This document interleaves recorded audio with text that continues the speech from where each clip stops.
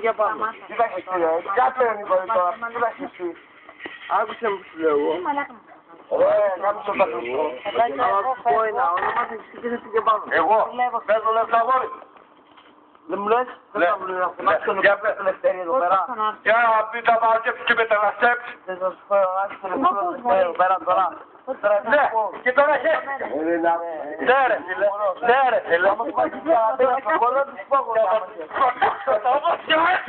Και το κρέμασα και το βγάλω τώρα. Θα βαγγέλουμε πέτα. Δεν έχουμε κοπέλες. Εντάξει, Βαγγελάκος έχεις. Βαγγέλη έχουμε άλλο όρια.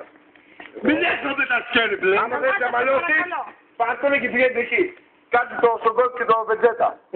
Εγώ να σας πω, έχουμε την πούλμα. Ούτε με ξέρεις. Εδώ έχουμε την πούλμα και τη... Εσύ με ξέρεις. Αφού δεν ξέρεις, δεν ξέρεις. Ούτε εγώ σε ξέρω. Από πού και πού. Άλλα δεν γνώρισες από πού. Τότε τι θέλω να το βάλω, πόσο μπροστά σου. Βγάλε ρε μαλάκα. Βγάλε ρε μαλάκα. Βγάλε το γλάμπι σου. Έχεις βίντεο. Για να πάει και αυτά λόγια. Βαγγέλη, ηρέμησε. Άμα θέλεις να μαλώσεις, πάρ' τον εκεί και να μαλώσεις. Μη σε γαμίσει ο άλλος λέει. Άρα τον εγαμίσω. Θα τον εγαμίσω. Τι πω που σώγεις και τη φωνή σου. Θα τον εγαμίσω. Θα τον εγαμίσω. Και άμα ψήσω η φωνή, θα φύγεις αδιάβαστο. Εγώ. Δεν το λέω. Θα πάω. Ξεκινάει. Σε παρακαλώ. Σε παρακαλώ τώρα. Ο Άγιος δεν έβαλε αυτά τα φαντάζεσαι. Εγώ αυτό δεν θα τον έχω. Εγώ αυτό δεν θα τον έχω. Τον κόχαν, ηρέμησε. Τον έπιανα από το μαλλί. Ούτε μας έδειξα. Από το μουστάκι.